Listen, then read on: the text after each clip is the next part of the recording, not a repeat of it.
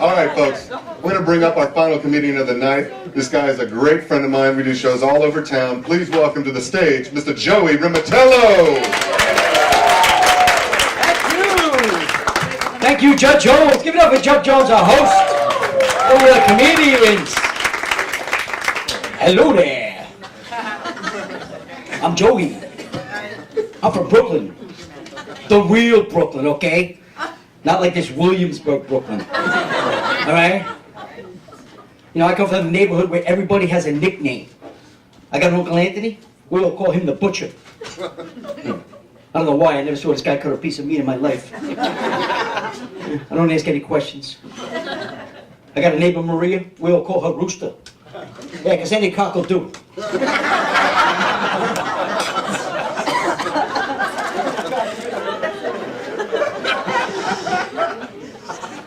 And my nickname is Joey Z. And the Z is for Zoloft. Yeah. Of course, I suffer from PTCC. Has anybody even heard of this, PTCC?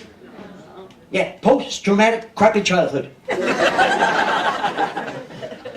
I did have a crappy childhood. First of all, I grew up with 8 sisters. Yeah, tell me about it. First 10 years of my life, I sat down to pee. I mean, who knew? I'm watching them.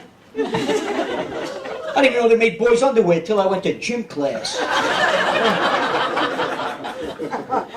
I'm looking at my friend Paulie. I'm like, oh, hey, Paulie, got a little hole in the front of your panties there.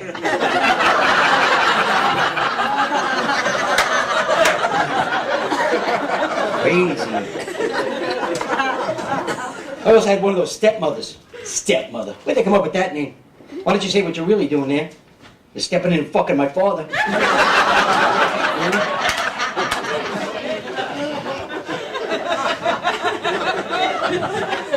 My father was no help.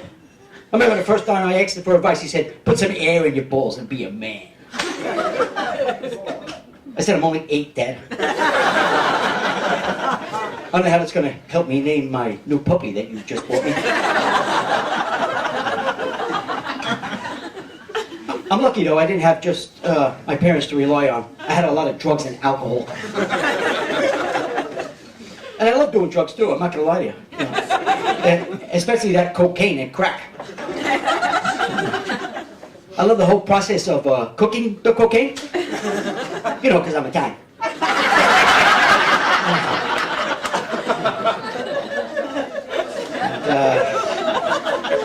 Yeah, so, you know, I recently had a birthday. You know, 55. Look at me, right?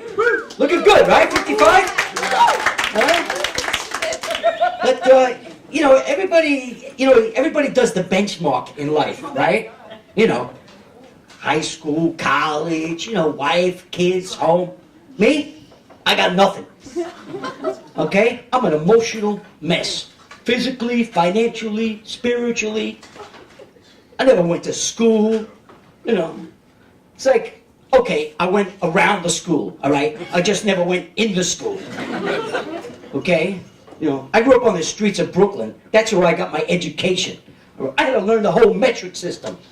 You know, who knew that there were 2.2 pounds of cocaine in a kilo? You know? Who knew that there were 1,000 grams of cocaine in a kilo?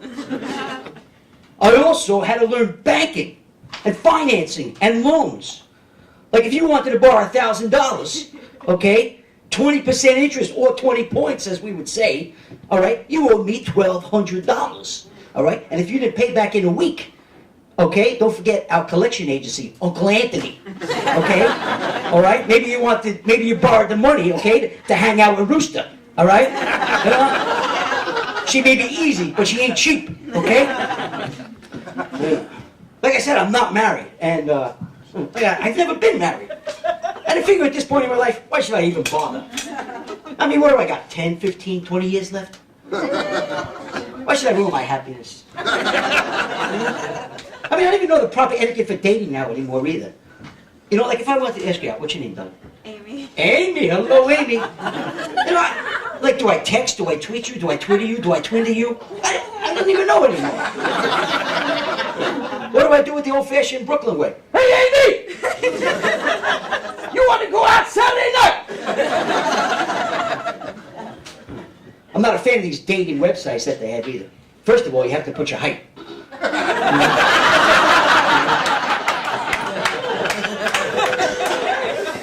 Nobody wants to go out with a guy who's 5'2" and who lives with his grandmother. I do. I live at home with my 99-year-old Italian grandma. I don't know how this happened, okay? You know? It's like everybody else is gone. They're all dead. It's only her and I. It's like, you know, she cooks for me, she cleans for me, she does my laundry. She basically has become my wife without benefits. How did this happen? You know, it's like, they do have these dating websites, though, that, you know, I look on, right? They have this one for people over 50 now. It's called outtime.com. I'm looking at these profiles. Oh, boy. It's more like outoftime.com. You know, this one woman, 66 years old, she's looking for love. I don't think she's looking for love. I think she's looking for somebody to help her out of the bathtub. And then rub that gay on her back. This other lady, 78 years old, she's seeking a life partner. Life partner? Right? She could be seeking life support.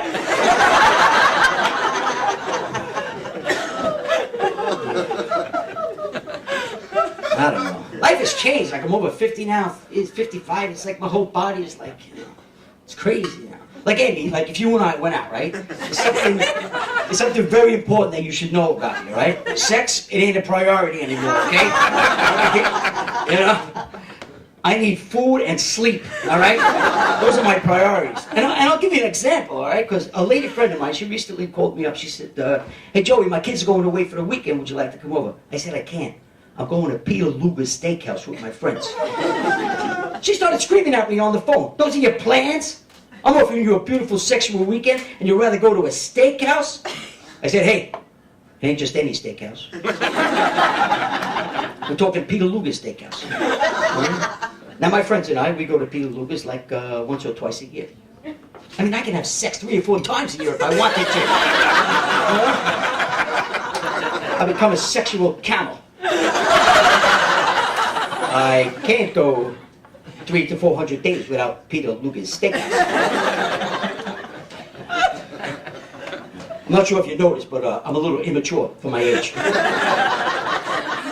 So I recently started therapy, and the therapist said to me, hey, you know, so I'm telling her my problems, that I'm 55 years old, I live with my 99-year-old Italian grandmother who cooks for me and cleans for me and does my laundry. And so I'm telling her this, and the therapist says, hey, I don't think your grandmother should be doing that. And I said, well, then who's going to do it? You guys were great. Thank you very much. My show will be